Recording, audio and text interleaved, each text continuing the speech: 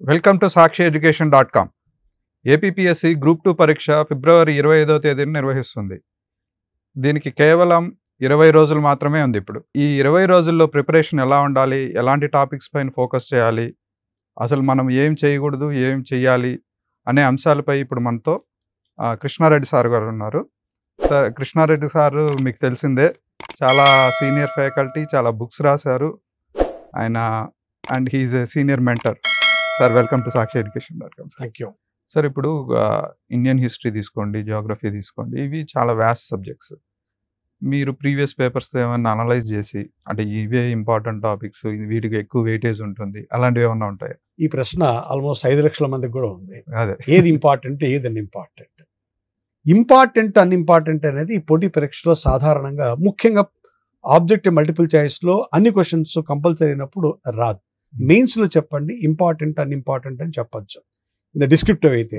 ఎందుకంటే మెయిన్ ఎగ్జామినేషన్లో మీరు కొన్ని చాయిస్తో వదిలే చదివిన కూడా అడ్వాంటేజ్ ఉంది. ఎందుకంటే ఒక ప్రశ్న చదివారు, అందులో మీకు అర్ధం ఆన్సరే తెలుసు అనుకోండి, 10 మార్కులు వస్తాయి. 10 మార్కులు కానీ 5 మార్కులు ఇస్తారు.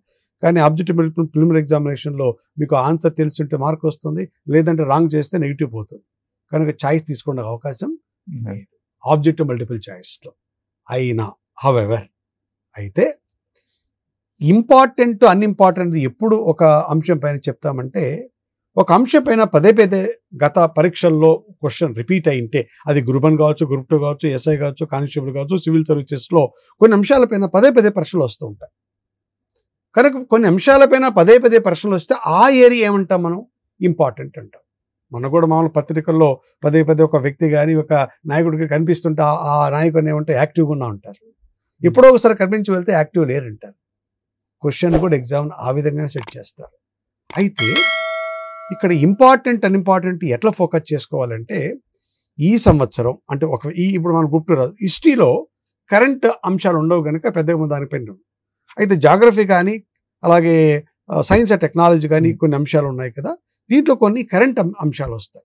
అఫ్కోర్స్ మనకు ప్రిలిమినరీ ఎగ్జామినేషన్ కరెంట్ అఫైర్స్ ఉంది కనుక జాతీయ, ప్రాంతీయ, అంతర్జాతీయ ప్రాముఖ్యత సంతరించుకున్న సబ్జెక్ట్లోని అంశాలు, వాటిపైన ఎక్కువ ఫోకస్ చేయాలి. సో ఇప్పుడు మన భారత సమాజం మనము ఫర్ ఎగ్జాంపుల్ చదువుతున్నాం అనుకుంది.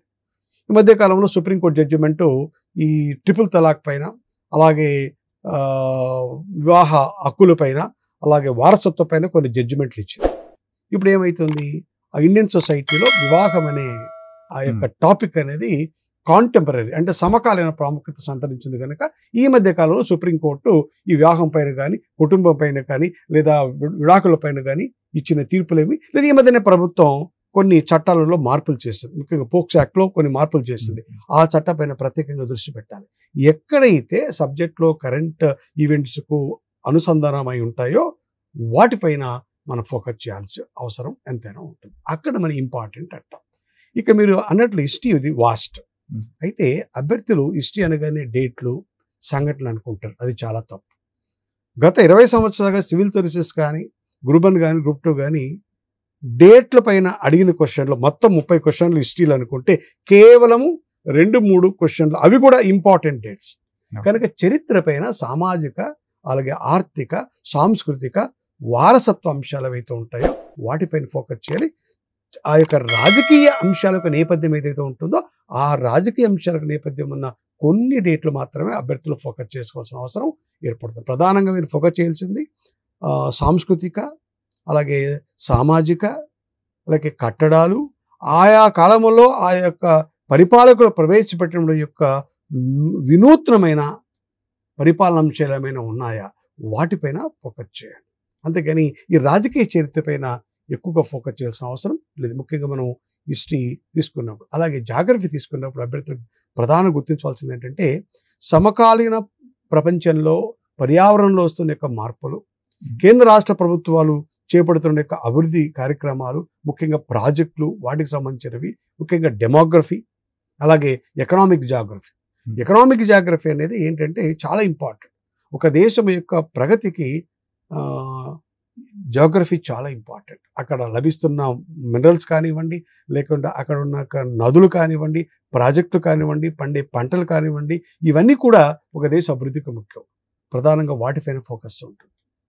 సో అట్లా అంశాలపైన అభ్యర్థులు దృష్టి పెడితే ఇతరుల కంటే ఎక్కువ మార్కులు సాధించే అవకాశం ఉంటుంది. సో ఇది ఇంపార్టెంట్, Okay. అన్ఇంపార్టెంట్ అంశానికి అభ్యర్థులు మనం ఇచ్చే నిర్వచనం.